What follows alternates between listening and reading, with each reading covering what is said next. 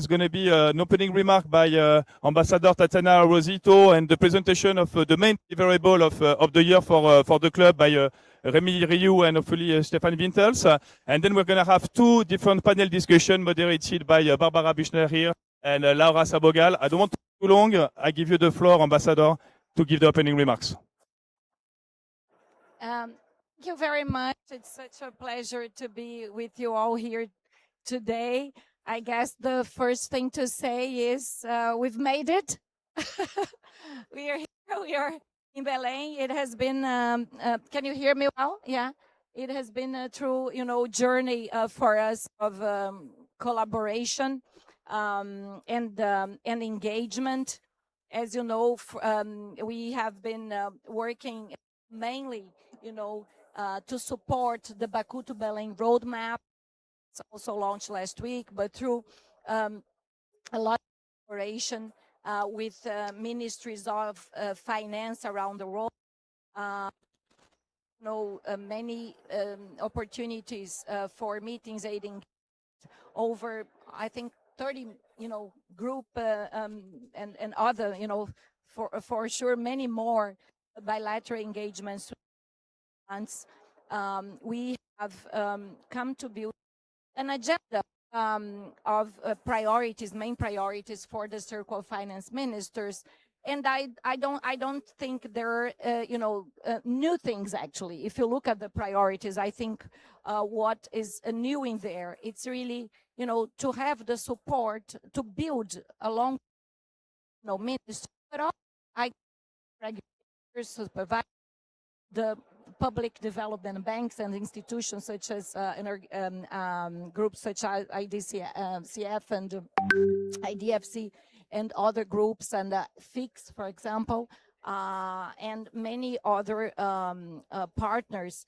I see, so many of you here. We have worked alongside Age-Led, we had Defense, many partners in civil society, IX and others, multilateral development banks, climate funds, agenda, consensus agenda of main priorities to mobilize finance at scale.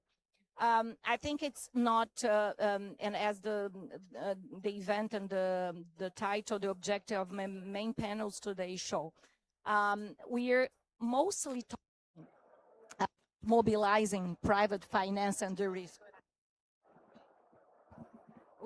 Yes, we are mostly talking about mobilizing private finance and de-risking, but it would be false to think that, this is out of, a lesser need for public finance or for public development institutions. I think it's quite the opposite. I think one of the big messages from, this journey has been the necessary, partnerships, public-private partnerships, in different formats, and, of this program and of others. We got inspiration. We have worked alongside Inter-American Development to, this is one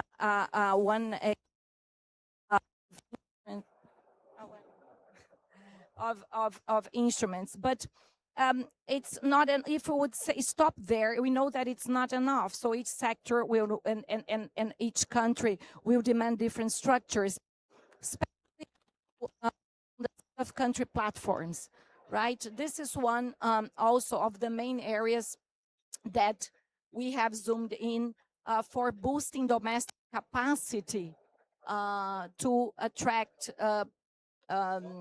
capital at scale, mostly also foreign capital at scale, for developing countries to the transition. And country platforms as a powerful tool. Through our country platforms, we already have also some lessons. So, for example, the need, and Brazil's country platform was launched about a year ago. In October last year, we have an interministerial committee that is leading the country platform, but is hosted at BNDES. But, one of the lessons that we have in this short span is the need for catalytic capital, and catalytic, catalytic equity. No. You know, so and this helps me also mention one interesting feature of this Brazil's country platform, which is a second generation of country platform that has inspired others, where we have a direct connection. It's not only a matchmaking instrument for facilitating investments, but a true connection between, you know, the NDCs, the climate plan, the national development strategy, through programs for the main sectors of the platform, through projects where we'll connect global financiers, MDBs, climate funds to leverage private sector, and where we'll have a feedback loop with lessons for policy. I think that's very important. So working also with the Secretariat, we have spotted the need for more catalytic private equity. We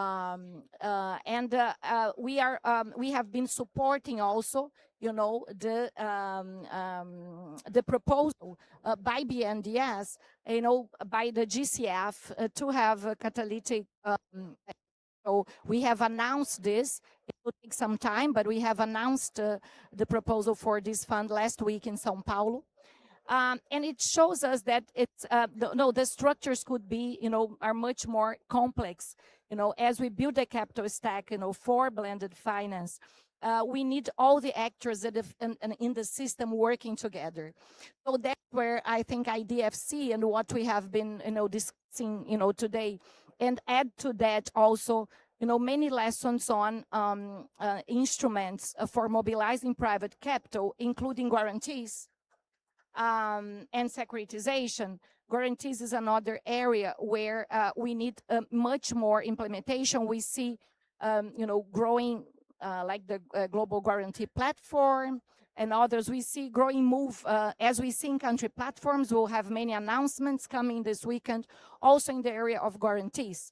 But to really scale this up, you know, we need much more implementation, and we need the actors all in the system working together. So we'll need the multilateral development banks. We'll need catalytic capital from funds like GCF, from bilaterals, but it's not going to be enough. So this is perhaps some homework for us for the future. Where are we getting the concession catalytic capital that we need? We'll need to be more creative and innovative. Maybe we should have also corporations, you know, also contributing to that. Because if they see that the cost of nation is very high, maybe there is some logical reason for corporations in different sectors also, you know, to bring money that will spur investments and create markets in some sectors. I mean, we'll need to be, you know, I think it's an idea for, you know, a homework for all of us in the system to try to find, you know, sources of catalytic capital. But going, you know, around, you know, this tour, I mostly here concentrated on some of the messages, the lessons that we get for private capital mobilization. And I just want to also, you know, recalling our five the priorities, you know, in terms of concession, expanding concessional finance and strengthening climate funds, reforming multilateral developments to support the whole environment. Also strengthening domestic capacity, you know, through instruments, including like, you know, dealing with that deal with debt, such as debt swaps, for example, or, you know, that also pause clauses, but many other instruments, including, you know, this national system of development that built upon this idea of different, of a system of development finance and country platforms. The fourth priority, the mobilization of private capital, and last but not least, ensuring that we have a level playing field for resources to flow to developing countries in terms of prudential supervision regulation, but also making much more use of, you know, taxonomies, interoperability of taxonomies to accelerate, you know, flows and signals, and also carbon markets. Actually, Brazil is leading one of the open coalition for compliance carbon markets. We see, great potential from that in the next years. So we believe, through these priorities, and also we can find all of them. I think they inspired and gave especially lots of ideas to the roadmap Baku Belém to 1.3. We hope that, also events like this today and our dialogue will contribute so that in the next phase, we can continue to work on implementation. I think we still have a lot to learn, although we know perhaps, and this is one of the great messages for us, we have the diagnosis. I think we have one of the great achievements from this year has been that we have the actors together more and more in the same space. We have a dialogue. We have to build more consensus, including through working, for example, on data, transparency, disclosure. I think this will be crucial. But I think most of the aspects are there, and most of all, we also have a lot of engagement from the private sector, not only in the financial area, but also for corporations. This has been, clearly felt in São Paulo last week, for example, but I think through the action agenda that we have developed. So we have the actors in place. We have built great momentum. And for us, I think to go to the next stage and scale up, we will need instruments as the ones that we'll discuss today. And we'll need to ensure that these issues remain, central in the implementation, including the negotiations, So I think this is something that we can also pass on the message. So it's really for us, thank you, Nicholas, very much. It's an honor for me to be here with you today and to welcome you to Brazil and Belém. Thank you. Thank you so much, Ambassador. It's an honor for us to partner with you and trying to implement, as you said, the 1.3 trillion and reinforce the role of the public development banks. Now I'm turning myself towards Rémi Rioux to present the main deliverables of IDFC this year. 4 main deliverables. I give you the floor, Rémi, to present them. Thank you, Nicolas. Good afternoon, everybody. I have a difficult task, which is to replace both our chair, Serge Ekwe, the CEO of BOAD. He had to stay in his region for important meetings, and also Stefan Wintels, that was ready to present the ambition of the club, and he will join us for the panel. So I'll do my best to replace them. And of course, before turning to the panel and the substance, to remind you what IDFC means and remind you our journey. So it started in 2011. It was a club of CEO willing to provide their contribution to the international agenda, national institution mostly. Of course, I want to remind President Coutinho of BNDES. Nelson is here representing strongly the institution in the club. I want to remind President Patrick Dlamini from DBSA, President Garcia from CAF, Dr. Schroeder from KfW, chair of the club for the first 6 years. And behind these important persons, figures, the commitment of the 27 institutions that decided to gather and to play a role. And that was a journey. I think Paris and COP21 was a very important moment and gave the momentum to the group. So we are here for climate, and climate has been our common thread with development, with biodiversity, with gender, all that was attached to international cooperation. And Glasgow was important, COP26. For the first time, we made this trillion commitment from the club.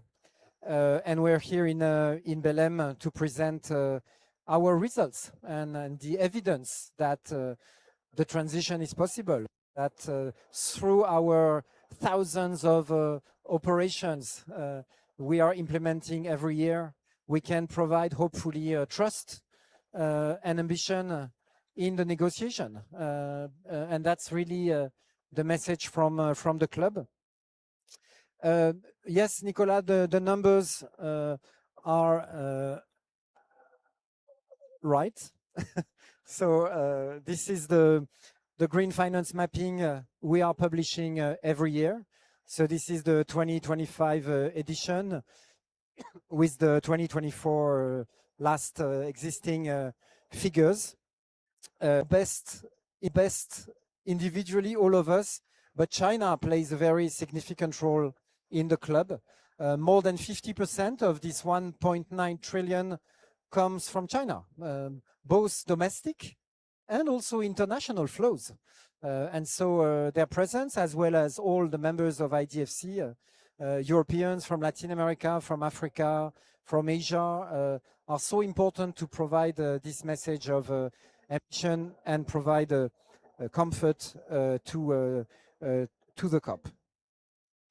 Let me now turn to thank Brazil on behalf of the club. Tatiana, thanks for your opening remarks, and more than that, with Nelson, with Ivan, with Ambassador Correa da Silva, thanks for the incentives. Let me now turn the space to thank Brazil for on behalf of the IDFC, club. Tatiana, more broadly speaking, thanks for your opening remarks, and more than that, with Nelson, with Ivan, with Ambassador Correa da Silva, thanks for the that was very important for incentives. Let me now turn the space to thank Brazil for on behalf of the club. Tatiana, thanks for your opening remarks, and more than that, with Nelson, with Ivan, with Ambassador Correa da Silva, thanks for the that was very important for incentives. Let me now turn the space to thank Brazil for on behalf of the club. Tatiana, thanks for your opening remarks, and more than that, with Nelson, with Ivan, with Ambassador Correa da Silva, thanks for the that was very important for incentives. Let me now turn the space to thank Brazil for on behalf of the club. Tatiana, thanks for your opening remarks, and more than that, with Nelson, with Ivan, with Ambassador Correa da Silva, thanks for the that was very important for incentives. Let me now turn the space to thank Brazil for on behalf of the club. Tatiana, thanks for your for the next few years. We reiterate our intention to steadily increase our climate finance flows. So there's no number, but the direction is very clear. We want to continue and do more than the 1.9 trillion we already did. There's no figure, to be fully transparent with you, because of course what we are doing between north and south, between international and domestic flows, somehow crosses the lines of NCQG, crosses the line of the negotiation. So we fully respect what's happening in the negotiation room, and we don't want to disturb the discussion between our governments. But we also feel that the contribution from IDFC certainly at a time progressively will help ease the discussion and unlock more ambition from the parties gathered during these conferences. And probably this time, maybe a new figure would not help.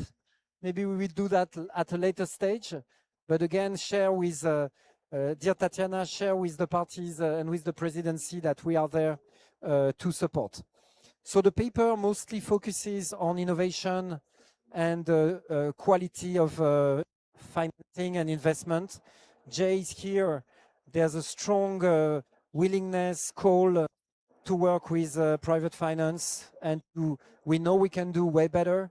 There are very good examples at international but also at national level of building markets, of enabling environments, of mobilizing private finance by issuing bonds, by de-risking private investors, but helping originating, accompanying developers for more climate projects. So this private capital mobilization is a key element in the future work for IDFC.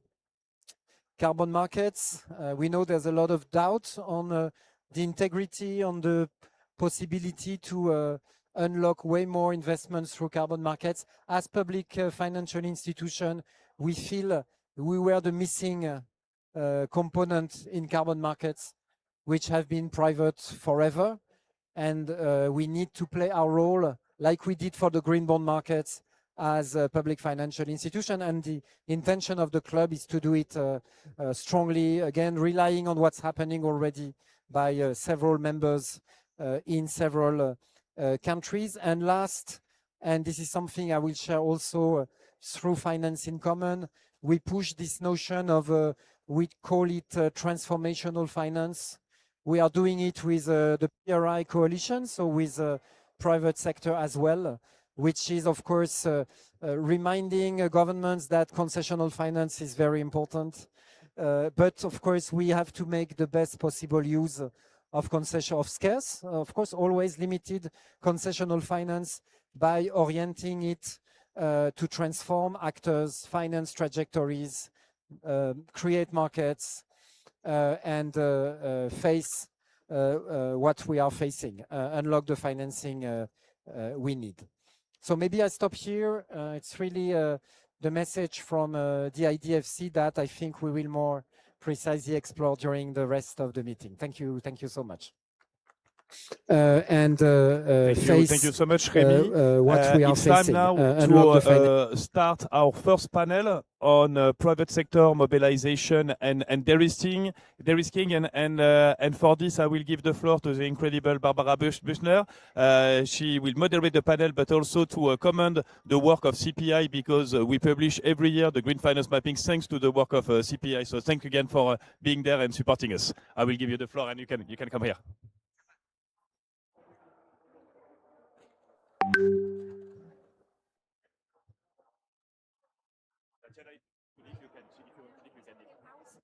No, but you can say, you can stay. With pleasure.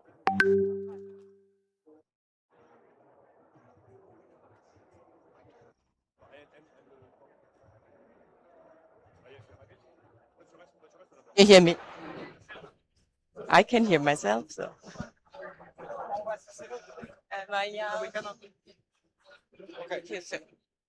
We need one more. We need one more chair. We need one more chair for. Sorry. Let's move a chair.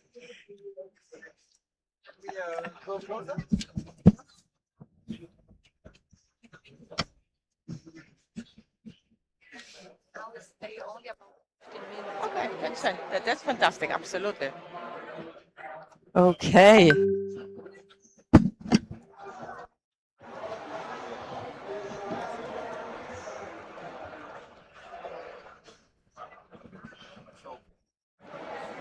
Okay. This is about real collaboration. You can see this here. This is about working together to make things happen. So thank you so much to the IDFC, all the leadership here, to Tatiana, to Brazil's leadership.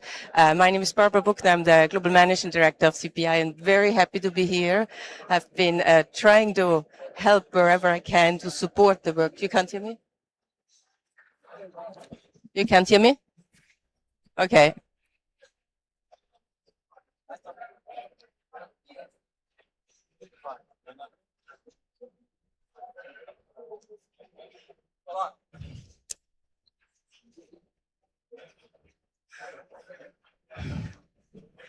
Little technical issues, but it will be solved.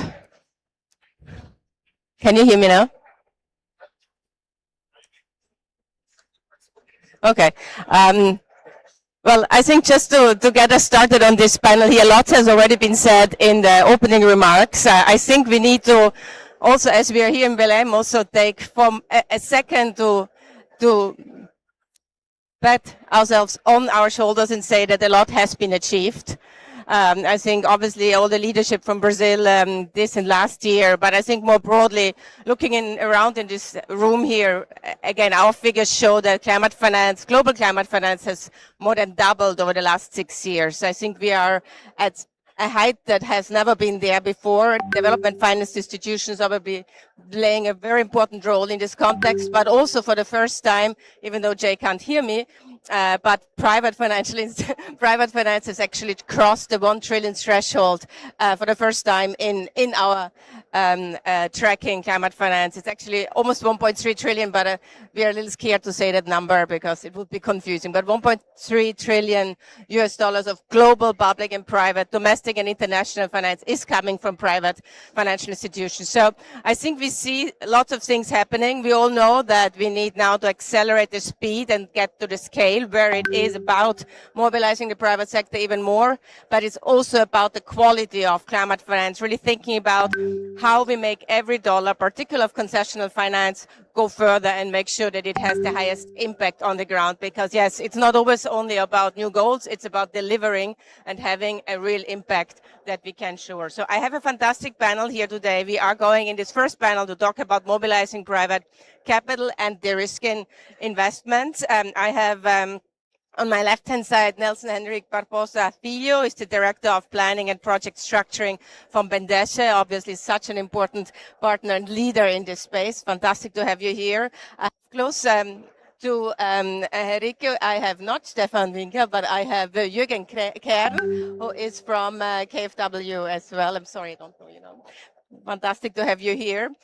Close to Jürgen, I have Jay Collins, who is the Vice Chairman of Banking and Public Sector at Citi. And close to Jay, I have Kiyosuke Inada, who is the Director General for Sustainability Management at JICA in the Japanese Development Institutions. And obviously, we're very happy to both have Remy and Tatiana still at the panel with us. But I'd love to get started with you, Nelson. We already heard about the importance of country platforms, of really providing a space to bringing all the different actors together and coordinating them in order to make sure that there is more effective use of resources. So Brazil has been a leader here, Bendesche obviously is leading this whole effort. So I'd love to get your views and reflections on some of the key components of making such a country platform work. Thank you. I would like just to highlight 2 points based on our experience here and the challenge that we have been facing to mobilize private capital. BNDES acts not only as a bank, but we act a lot as in project preparation. And as we've moved to finance more and more of adaptation poses more challenges than mitigation. It usually involves public projects, financing subnational governments, state companies, and this requires a lot of preparation. So to de-risk or reduce the risk, especially the credit risk, we need a very good project preparations. And in doing that, when we do adequate project preparation, private capital comes. Here in the Amazon, we are here one of the largest cities of the Brazilian Amazon region. We have been preparing many projects of forest management and recovery. And we did a large one last semester. We mobilized it, we divide the forest in 4 blocks. In each block, there were 5 contestants. The Amazon, we are here one of the largest cities of the Brazilian. There was a lot of project preparation into that, especially talking with the original population, talk with the local authorities, talking with the environmental authorities to get all the licenses, to get all the approvals. And when everything that was ready, the whole process took more than a year. A lot of hearings in Congress and in the local assemblies, but that de-risked the project. So that made it safer for private investors to come in. And one thing that I also like to point in these kinds of projects is that most of these forests, they're sustainable in terms of private management from the sustainable production of timber. We have yet to incorporate carbon credits. And this is a bottleneck that we have been facing. I think our banks will have to step up in our agenda, because we have a huge, in case of Brazil, has a huge supply of carbon credits from the recovery of our degraded lands. We have a repressed demand from oil companies, big tech companies. But as of today, it takes 24 to 36 months to certify a carbon credit of land using tropical forests. So this is one risk, that's one area to mobilize private capital. The other ones, very quickly, I don't want to take a lot of time. We also, was mentioned before by Tatiana with the Brazilian Eco-Invest program. When we talk about new technologies, new firms, they don't have a credit history, so it's very difficult to give credit, either as a loan or as a debt. So we have to also increase our participation as direct investors, either as a direct shareholder or private equity funds. We have been doing that together with the Ministry of Finance. We recently opened up a public call, if you will, to create 7 investment funds, 5 private equity and 2 of debt, and call for proposals. We usually put 25% of the aim target value. In this case, was 5 billion Brazilian reais. We got proposed, so that will multiply to 20 billion. We got 70 of proposals. So now we have this good problem of selecting. So it's like that the movie were presented, and now we have this good problem of selecting the projects. So I think equity and catalytic capital is very important to support these medium businesses to grow. Thank you.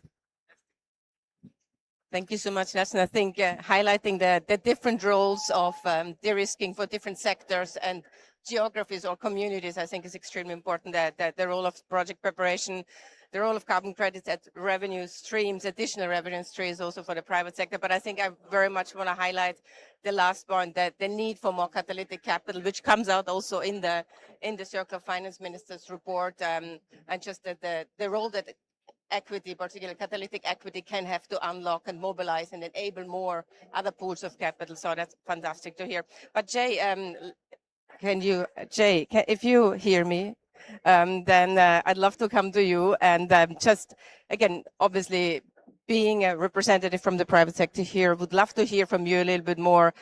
What do you need? What are the types of instruments or the policy levers that you think could help really making these emerging markets more investable? What are the types of things you need in order to have the right asset classes that are more attractive to you and your colleagues in the private sector? And I think we only have one micro. Maybe we can get a second micro, but for now I'll hand over mine.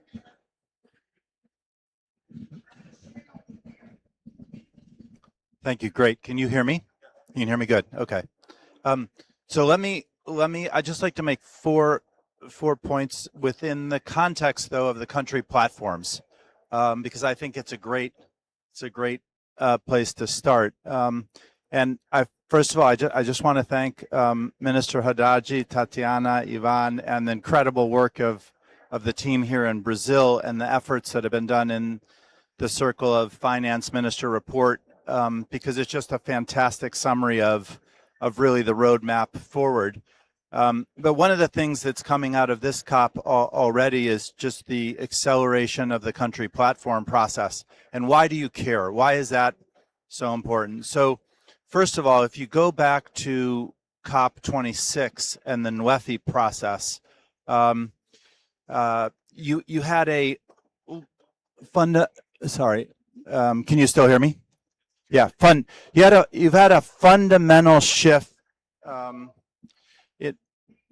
Can you hear me? Yeah, okay. You had a fundamental shift in everything around the localization of the investment process and the acceleration of the investment process. And if you start with the enabling environment, one of the things that we did in the JET-P process with Indonesia is the JET-P process, the ICG turned to the private sector and said, tell us exactly what you need to enable the environment. We're not going to rely on anyone else, but the private sector, sector by sector, should draft exactly what we need. And that type of methodology shows the potential in the country platforms. Second is, even if you had 1.3 trillion new money cross-border into the emerging markets today. You don't have the projects. You don't have anywhere near the projects. And so we just have to remember that you don't get to bankability without passing through feasibility. So if you don't have projects that have the feasibility studies, you just can't do it. And the country platform process now allows us at the local level to get very granular about project development, to grab the Green Climate Fund, to grab others that are prepared to put real money into project development and feasibility to get to the point where we can then analyze the bankability, fundability of the projects. The third thing that is critical, and I just look back at a speech I gave at COP26 on what I called sectoral determined contributions, meaning that I just didn't see in the NDC process at all collaboration with the private sector. In fact, if you read the new NDCs, they actually demonstrate real progress in private sector collaboration that before 3 years ago, literally, I mean, think 3-4 years ago, Glasgow, the NDCs committed countries to the whole of economy transition without the private sector consultations. So you may have been committing, 70% of what wasn't yours to commit. So now we've really moved, and the country platform process can help us go further and deeper in terms of, well, wait a minute, country by country, take hard debate sectors, what is happening in cement, who are the private sector players in that, and can we really drive a sectoral approach, because everything gets very granular in that. Next, I'd say, there's been a lot of debate recent months about AI, and it's just clearer and clearer to me that the benefits of AI dwarf the emission size when it's actually applied at speed and scale to climate and developmental problems writ large. And so in this country platform process, we have to make sure that we embed the potentialities of technology, including AI, and how they're funded in to the process. And finally, I want to thank, Remy for what he's doing in the Finance and Common process and IDFC, because we've seen with the G20 and the MDB reform process fundamental shifts in capital mobilization and capital efficiency out of the entirety of the MDB community. And we've got a lot to do more, as Tatiana has called for in the report and talked so much about, to have greater PCM, greater private capital mobilization from the MDBs. But one of the things before, Remy, you and I started talking about this was all of that thought process that existed up at the global and regional level. It just really wasn't happening in the developing economy NDCs, in the local development banks. And what you really are seeing now is the potential that with the involvement of the national development banks in the country platform process, if we push these best practices down to that level, again, you have another player in this complex ecosystem that can allow all of this to scale and move faster. So I know there's some UN discussions I've had where I can't call for replicability and comparability of the country platform process, because each country needs to do their own thing and have certain flexibility. But I think it would be a shame not to have best practice principles, because we know what those are. Those best practice principles are out there. Some of what's been fantastic and done in Brazil in a country platform process can be replicated, tweaked to adapt to country models, but I think we're going to have to do that, and we have a long way to go. I agree that climate finance money and, as you said, private sector money is has accelerated, but it's kind of just like they talk in the U.S. economy about K-shaped. Like, it's kind of K-shaped. If you really do the math on adaptation versus mitigation, developed world money versus developing world money, do that math and you just do your little AI search, and that doesn't look so good. So there's a lot more that we can do in the country. Platforms, I think, is just the one thing I'd point to out of this COP that we have to accelerate, and congratulate those that have been involved in that. Thanks so much, Jay. Very helpful points on really thinking about the country platforms as a central way of bringing together all the lessons, building on them and making them really country-owned.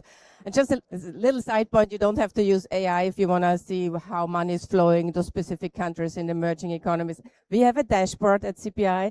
It's going country by country, sector by sector, like actor by actor. Happy to share that with you. But let me come, Remy, actually to you. We have been talking already about that. Jay has very nicely, I think, highlighted the extremely important role of public development banks. Again, we do know 80% of global climate finance is raised and distributed domestically. So we know that public development banks have a key role to play here, but even more so they know the market context. So public development banks really can also unlock private capital more. So I'd love to hear from you a little bit more now, the Global Guarantee Platform, how you see that platform will be able to really unlock more of the potential of public development banks in this space.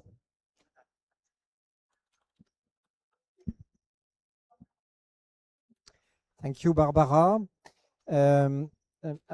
I will start from what Nelson and Jay just said. So Nelson clearly explained from the Brazilian experience the role of let's say, a fully fledged public development bank, which is the beauty of it is, yes, it goes two ways, meaning it's on the origination side and it's on the financing side. And so when a market failure, of course, can be done by the market, and that's fine, but in many contexts, or because we need to accelerate green investments, we need this kind of institution that goes both ways. And Jay expressed, let's say, the impatience of to accelerate private finance, willing green to investments, understanding the urgency. And willing to diversify geographically, sectorally, its investments, and willing to remove the bottlenecks that the existing global financial architecture keeps. And yes, we think that public development banks, especially national public development banks, have a key role to play to help scale, standardize investments, and reduce the cost of capital for developing countries, which is way too high, which is skyrocketing these days. And that's the reason why. So we can do it, we are doing it case by case, institution by institution. We are doing a lot of credit lines, guarantee. But the idea we have that we will start tomorrow is to create a structure, to create a mechanism for the benefit of as many partners as possible. So I think we decided to call it in the end PDB Guarantee Hub, which is maybe even more explicit on really the objective, which is, of course, MDBs are all issuing bonds, opening segments in the bond market. I refer to green bonds. All the members of IDFC in this room are issuing bonds, but out of the 550 public development banks existing, which is the architecture we are talking about, there are only 100 tapping financial markets. So the question is, could we collectively define a mechanism that would double this number by 2030. And of course, issuing green bonds, issuing sustainable bonds, provide at the same time the volume and the quality we are expecting. And so this platform we will propose tomorrow, and hopefully it will be fully financed maybe by 2026. We have a G7, there's BRICS in India, there's a lot of movement in 2026 to make it happen. Is about providing, of course, a first loss tranche, a second tranche, and a third tranche layers, so that this structure created trust for international investors to buy a larger number of bonds issued by the public development banks, and hopefully maybe at a later stage try to create a bit of a new asset class. I mean, you have corporate bonds, you have sovereign bonds, you have municipal bonds. Why not imagine having, maybe not for all of us, but for a significant number of PDBs, having a PDB asset class, recognized as such, and then this money would help probably structure, define the division of labor between different public banks, and unlock this originate to aggregate to distribute model Ajay Banga and others are thinking for a long time. But the plumbing, the machinery of it, the number of quality projects that is required, we know that is not there yet. But the money when, the time, sorry, when J and private finance will flow, really, we have to ease and open the channel, of course, not only for public institutions, but for all actors in emerging and developing countries, financial systems, to host and deploy all this. I want to stress also, we thank, so this has started with a strong will from MIGA. So I want to mention MIGA and their role, IDFC members. I want to stress also the work of the NDC partnership. So willing to provide the technical assistance, because of course these institutions will have to raise their standards and better their way of doing business to satisfy what is expected from international investors. And so the NDC partnership and the technical assistance component will be extremely important. So if any interest from people in this room and beyond to work with us on this, this is to operate and to operationalize finance in common. This is what we want to accomplish next year. Thank you. Fantastic. Thank you so much, Remy. I think very interesting new initiative, and certainly very transformative if it manages to help really build this capacity for issuance of bonds. But I very much like your point on trading an asset class as well. I think ultimately, if you want to scale, you really need to make sure that there's the right kind of ways for private investors to come into types of asset class that they can feel familiar with. But Kyosuke, let me come to you, and I think it's related actually to the hub. We just heard from Remy about JICA also has been advancing some work around new guarantee products, and I would love to hear a little bit more about that effort, and also see whether you maybe see any synergies or like potential opportunities to collaborate with the hub. Thank you. Can you hear me? Okay. So first of all, thank you very much for inviting JICA to this very important event. And for those of you who don't know about JICA, we are a very funny creature mixing Public Development Bank, DFI, and a development agency function. But for today, I will focus on our DFI PDB function, because on Monday next week, I'll be joining CEO again for the technical assistance capacity building session. So I will keep the information for that. And I think there are many ambitions and targets at the negotiation level and also at the statement issued by IDFC. But I think it's important that all players should stick to doing their homework to implement all these ambitious targets. And I'd like to raise 3 points about how JICA has been working on the homework over the past year, one less than our private sector friends, since we're supposed to be the catalyst. So first, beginning with our innovative and blended finance facilities, actually our parliament amended the JICA law in April this year, and they have now expanded our private finance beyond loan and equity to purchasing of bonds, as he mentioned, and also sustainability-linked loans.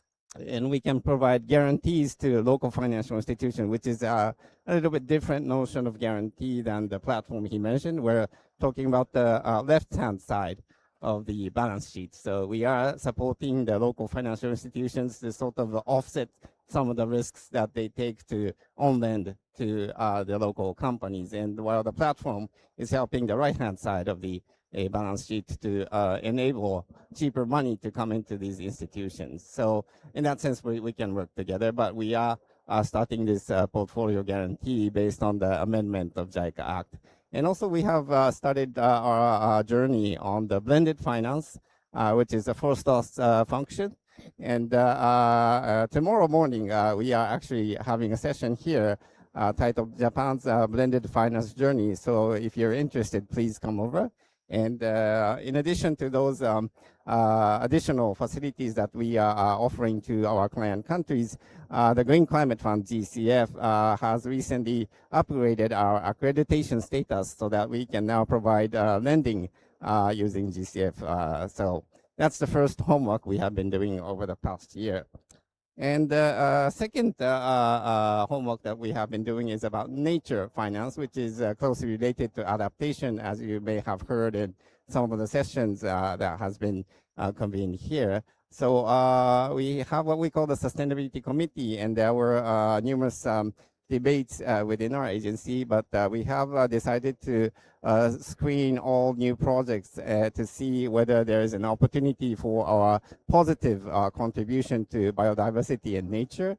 And following the footsteps of the other IDFC members, where we are now currently developing a tool called the JICA Biodiversity Finance Impact Tool, which we call the Biodiversity Fit, and hope to enhance our activities on that front. In fact, we are already in partnership with some Latin American funds to mobilize private sector funds to go into the nature and biodiversity area. So we hope to expand those type of interventions in Latin America and other parts of the emerging and developing economies.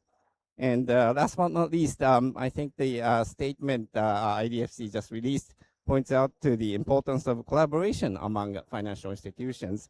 And this year, the past year has been, we have seen great progress, and we have signed loan agreements with South Africa, DBSA, and West Africa, BOAD, and also our Bundesbank in Brazil. So that shows you that, how much capability IDFC has in terms of mobilizing developed country resources for the betterment of livelihoods in the emerging and developing countries. And we hope to utilize the IDFC function more to contribute to those ambitious international targets. Thank you very much.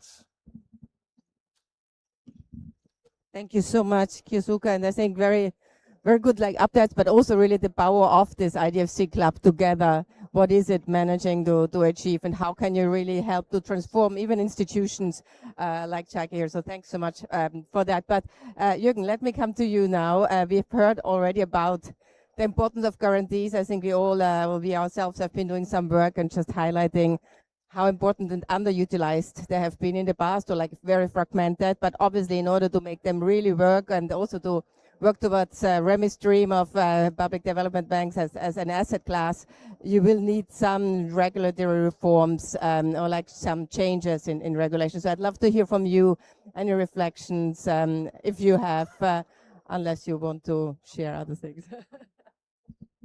So thank you very much. And somehow it's giving the regulatory questions to a German. I don't know whether if this a consideration about our bureaucracy. But first of all, I would say that KfW this year is with a huge delegation at COP30 in Brazil. and we have signed loan agreements, and the biggest share of those loan agreements with our friends from BNDES, and this is also the reason why Stefan is late, because we had another signing.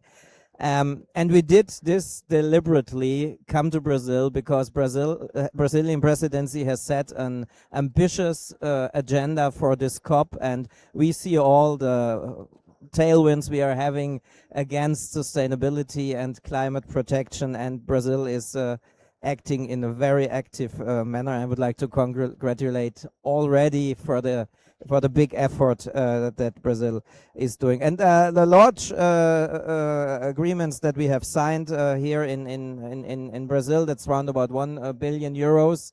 And with BNDES, this shows the power and the importance of the IDFC club. But nevertheless, I will answer your question.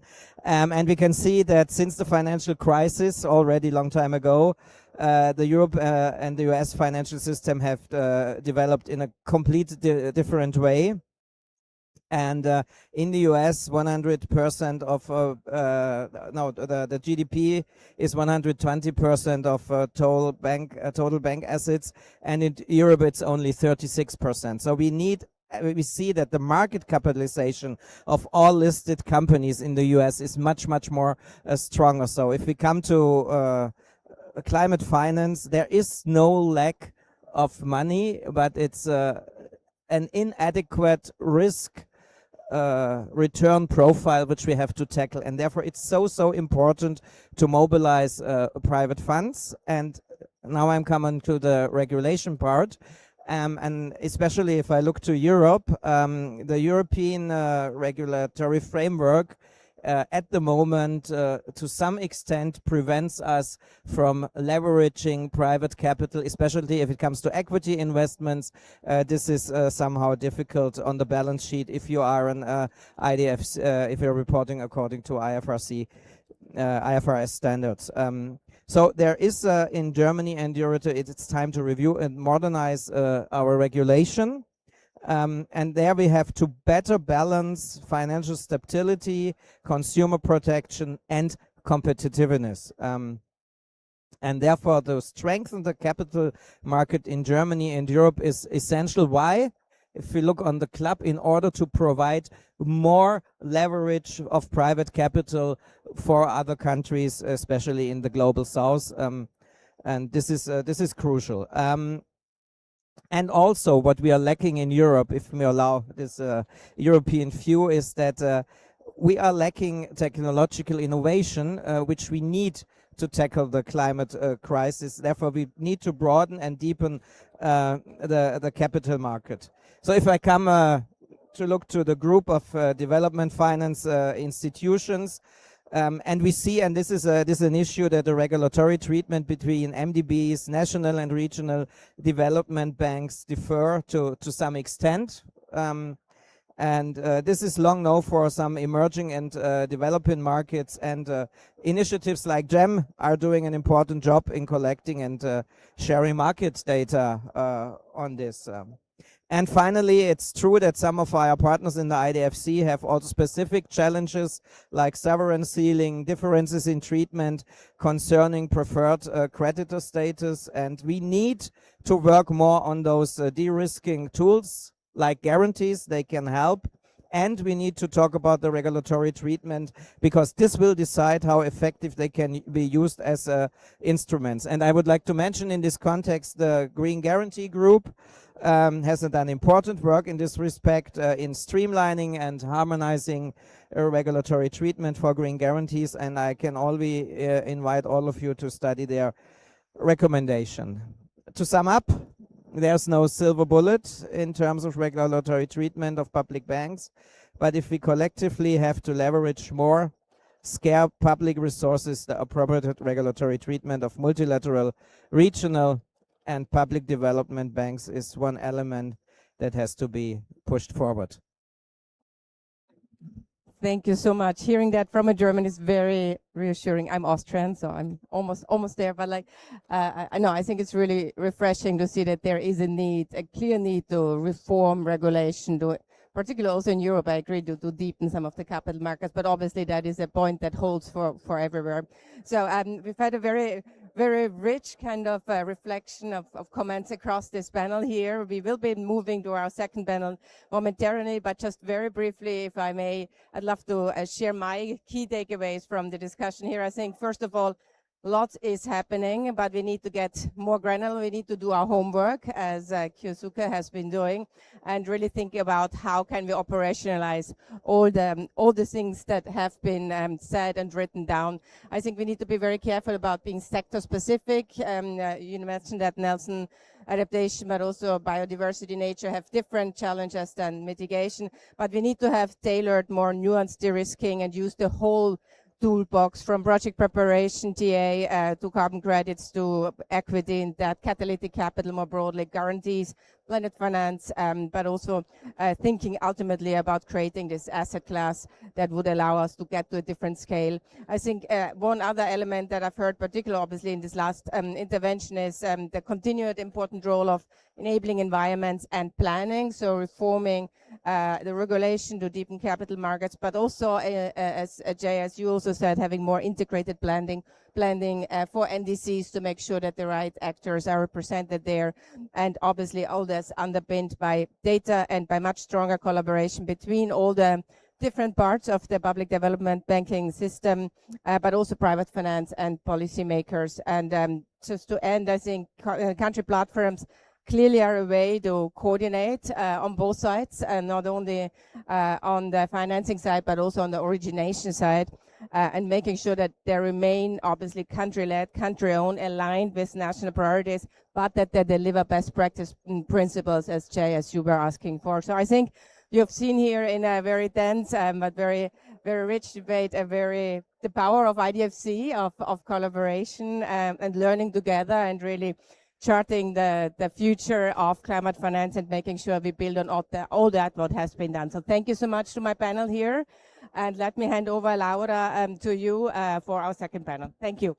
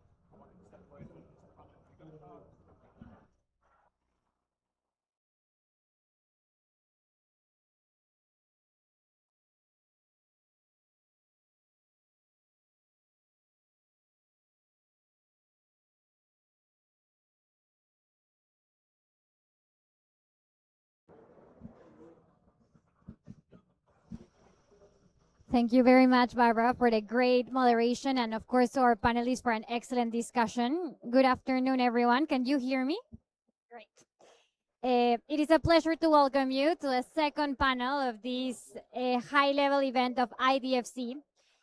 I'm happy to tell you that we're almost done, so we will all be able to go soon to our cocktails. But before that, we're going to have a very interesting discussion of the role that public development banks are playing in driving forward the Baku to LM roadmap beyond this COP30. So it's a pleasure to welcome you here. Our aim with this panel is to take a practical, country-focused look at what it will take to expand predictable and high-integrity sources of finance for the transition, which, as Barbara was mentioning, as we heard, is really being driven by the discussion of country-led platforms, whether that's JETPs, next-generation country platforms, programmatic approaches of investment. So to do this, we will explore the potential role that technical assistance can play in order to leverage more finance. We're also going to discuss the opportunities emerging of the famous Article 6 cooperative approaches and the role that innovative financing mechanisms can play in mobilizing additional flows for developing countries. We just heard Remy talking about something we're very excited here to be working on, and that is the Public Development Bank Guarantee Hub. I'm delighted to be joined by an exceptional group of leaders representing champions that are champion public development banks that are really driving this agenda forward. So I would love to get next to me Mr. Hiroshi Wago from CAF, representing Latin America's leadership in high integrity carbon markets and regional financial instruments. It's a pleasure to have you here as a Latin American myself. Also, Mr. Paolo Lombardo from Casa Depositi e Prestiti, whose institution has rapidly expanded its climate finance toolkit and strengthened collaborative instruments across the IDFC network. And last but not least, Mr. Levogang Seperepere from the Development Bank of Southern Africa, who is leading pioneering work through the Financing Common Lab and the IDFC Climate Facility, including the development of voluntary carbon market infrastructure. Together, they bring deep experience from their institutions at the forefront of designing and deploying these next generation instruments that are driving the deployment of the necessary resources that we need to have a sustainable climate finance transition globally. Thank you so much. So with that, let me turn first to my left to Mr. Hiroshi Wago. Latin American leadership in building high integrity carbon markets and regional financial instruments for climate action. How can the implementation of Article 6 through high integrity carbon projects create new opportunities for private sector engagement? And what role can PDBs play in structuring these public-private initiatives under the FIX system? Over to you. Okay, thank you, Laura, for the introduction. And first of all, I want to say thank you to IDFC for this invitation. Thank you, Reni, and thank you, Nicola, for having CAF today. And I'm very happy to be representing Latin America and the Caribbean in this space. Even I have Japanese name and last name. I'm from Colombia, and I'm very happy to be here in Brazil. First, I want to share with you what CAF is doing in the general strategy in this field and how we see this Article 6 implementation and the opportunities for the private sector. Now we're deploying our strategy of the bank that we started in 2022. We have a historical capital increase of $7 billion with a commitment to our board to have 1/3 of these resources focused to our green agenda, green and blue agenda. And our target was to have 40% of the approvals green to 2026. We achieved that target last year, and we are very glad to continue in this pathway. Our president, Sergio Granados, unfortunately, he was visiting Belém do Pará until Monday, and he couldn't stay longer here, but he announced here that our next commitment is to have $40 billion for the next 5 years in green operations for the banks. The other commitment that we have to our board is to use 1/3 of these resources to subnational operations, working with cities and provinces.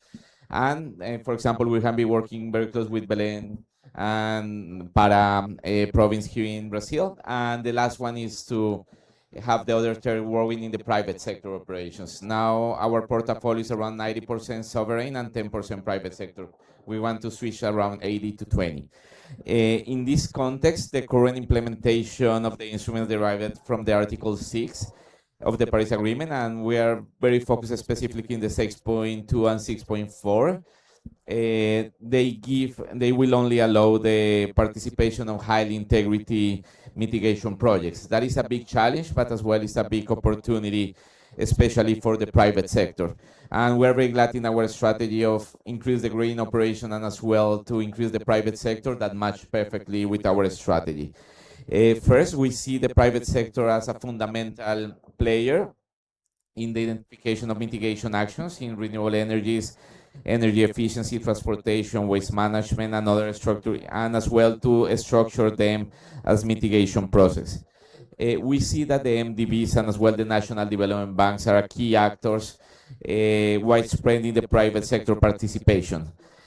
First, we see a strong potential in the collaboration between the governments and private sector through PPPs. We have been working very closely with the different member countries of our bank. Now we have 24 member countries in the region, and we want to increase the participation of them. Second, we see that the MDBs can help to enable conditions for the effective implementation of the Article 6, and as well acting in the supply side and as well in the demand side. It's both sides that where we see that we have a high potential to work. And in this way, I want to share with you some key milestones that from CAF we have been doing in the last 3 years in that. The first one is the inclusion of the greenhouse emission reduction activities in all the credit operations of the bank. That has been supporting to have a more greener portfolio in overall. The second one is we published in 2022 our policy brief, and the title is High Integrity Voluntary Carbon Markets in the Global South, Options for the Policymakers in Latin America and the Caribbean. I invite you, all of you, to have a look of this report and to see the opportunities and recommendations that we have been sharing in that. The other point is in technical cooperation. We have invested around $400,000 to develop biodiversity credit pilots projects in different strategic ecosystems in Latin America and the Caribbean. And the fourth one is the inclusion in our agricultural strategy of these credit carbon systems. We launched this agricultural strategy last March in Santiago de Chile with FAO, and this is something that we're in the implementation, and we see a high potential of that. And the last one is the addition of CAF to the Biodiversity Credit Alliance to promote carbon and biodiversity credits. And we see as next steps 3 very specific ones. The first is the signature of the Memorandum of Understanding between CAF and the UNFCCC to work together in the implementation. We hope to sign this agreement in the very short term. Second one, to increase the technical cooperation for the specific Article 6 pilots, and as well to have the support of the UNFCCC Regional Collaboration Center. And the last one is the increase the promotion of the greenhouse emission reduction projects in the credit operation in our private sector unit. We will have a big delegation of the private sector unit of the bank, and we are very glad to be neighbors of this pavilion. Here you can have to pass a look about the initiative that we're promoting in CAF. This is in overall what we are doing, and thank you for the question. Thank you so much, Hiroshi. It's really incredible to see all the layers that you're tackling, because you're doing thought leadership for policy development, you're doing technical assistance, you're doing actual transactions, you're doing pledges, and you're doing all of this in collaboration with other partners and bringing the private sector. So this is really wonderful to see, and this is the spirit of FIX. So let me turn to Paolo. Paolo, CDP has experienced remarkable growth in the past years and has consolidated a toolkit of flexible climate finance instruments. I even know that you're keen to expand your operations also to Latin America and Africa, which is wonderful to hear. Could you tell us more about these financial solutions and the opportunities they offer for enhanced collaboration among PDBs? Thank you, Laura. Let me just start saying that next week we're celebrating our 175th anniversary. So we've been around for a while, but in the space of development finance, we're relatively new. And if it were not for our associations with the IDFC, I don't think we would be here today. So it has been a remarkable journey, as you say, that started relatively recent. And we've been actually watching those we do business with very closely and learning from them. So you mentioned the financial tools. It is indeed that we have developed some tools that are quite unique and quite effective. But let me just say one thing, because our rapid growth and activity, and allow me to say success, it's not necessarily driven by the financing. I think what CDP has done and Italy has done altogether is actually develop a model that makes the best use of that financing, because money alone doesn't actually take you that far. And basically, it starts with the projects, understanding the needs, and then putting those who can actually contribute to finding the solutions around the table. And we discussed earlier the role of the private sector. There are a number of initiatives where CDP is actually in the lead.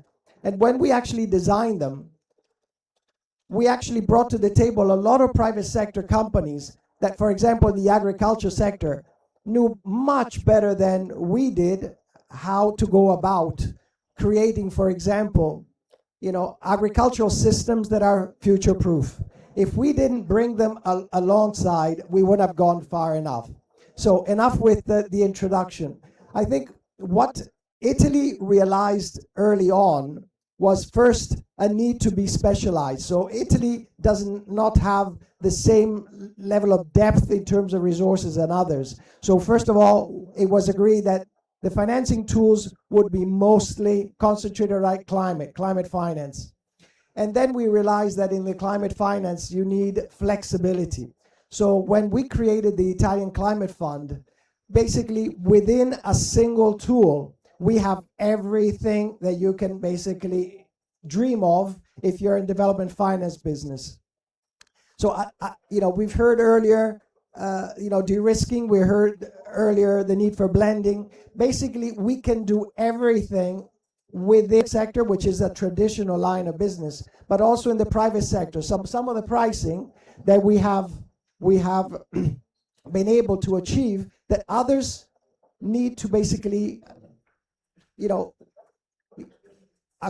reach through the blending with third-party resources. And this has enabled us to move relatively quickly in the space of, for example, PPP type projects where the private sector wants us to move particularly quickly. Then, of course, there is what we heard earlier, the need for blending in the sense of, grant resources. And again, in the climate space, what we have achieved was basically having significant resources built in that instrument to, for example, design projects, to provide investment grants, de-risk, but also reduce the cost, for example, for certain clients, reduce, for example, for the smallholder farmers.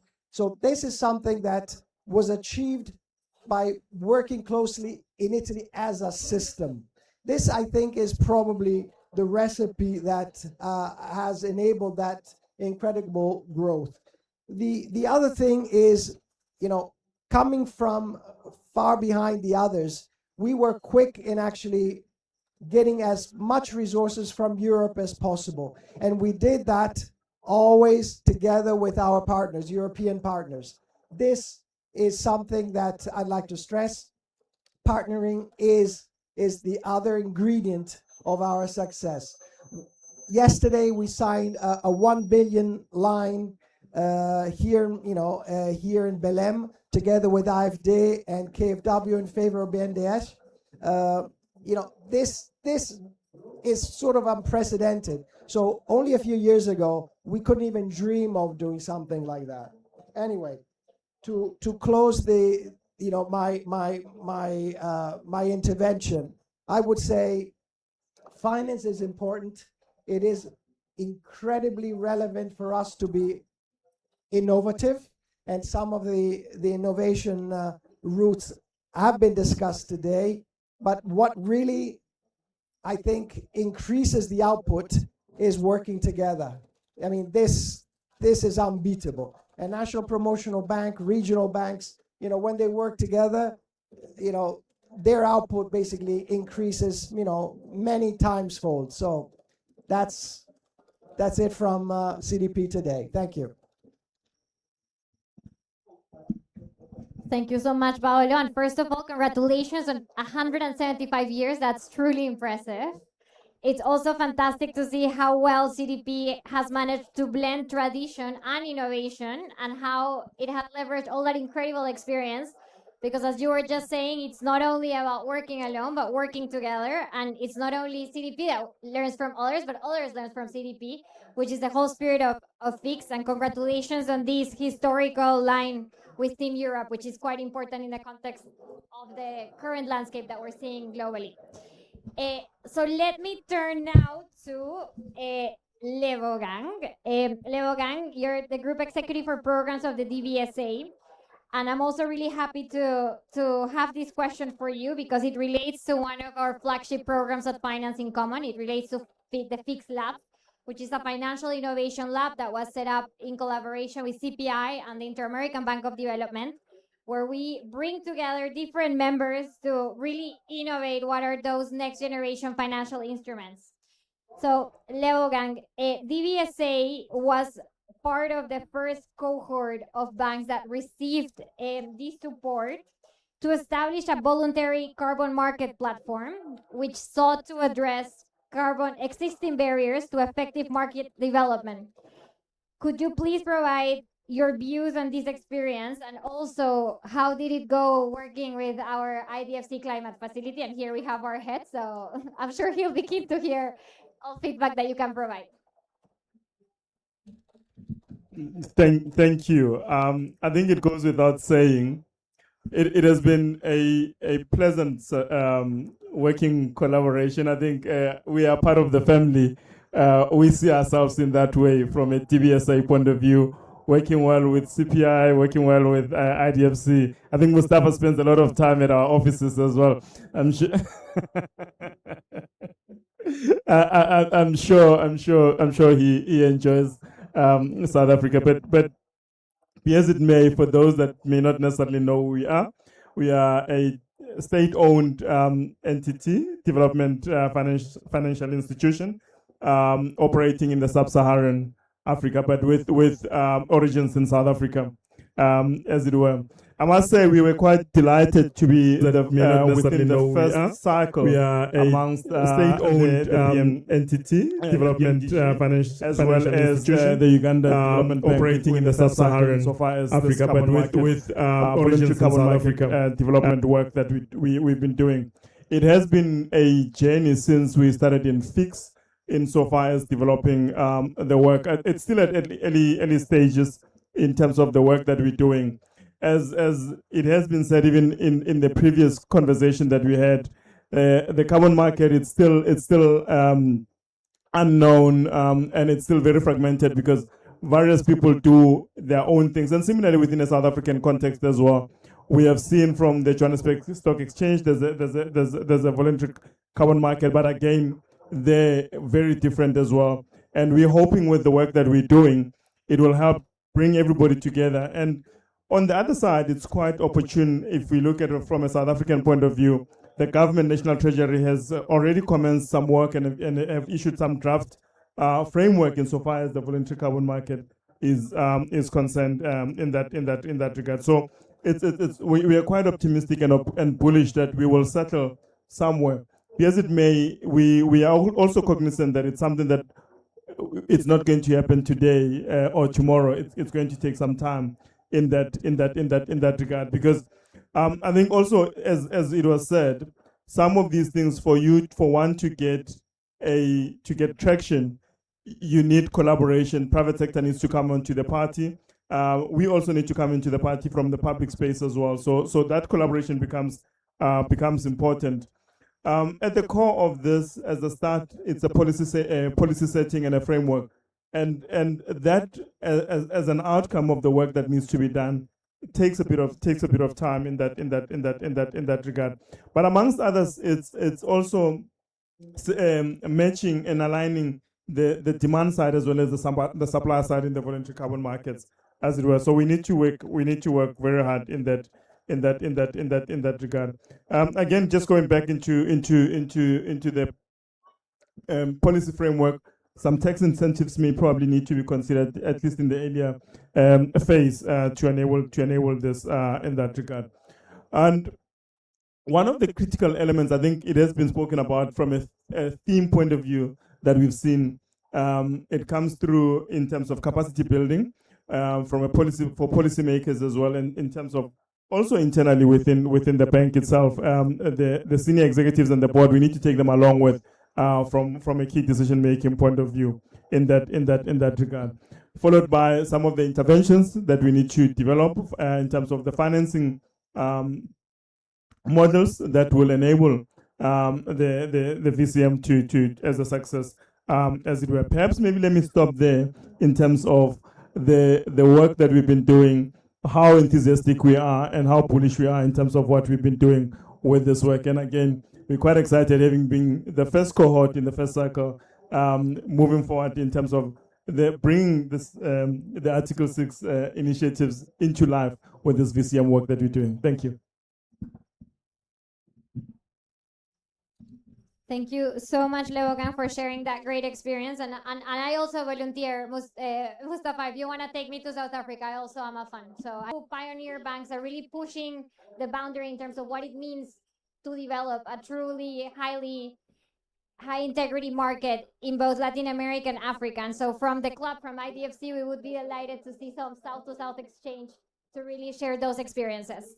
So with that, I think we can wrap up our discussion. I think by now we have heard a lot of the time of this discussion, we heard collaboration, innovation, and really how it's important to not only think about only instruments, but also about how to develop policy frameworks, how to also make sure that you plug it back into the multilateral discussions. I mean, you're all here at COP30. So this is fantastic, and we look forward to continuing to support you through the IDFC Club and, of course, through the facility. So thank you very much. And with that, everybody can go to their cocktails. Muchas gracias. A ti, muchas gracias. Sí.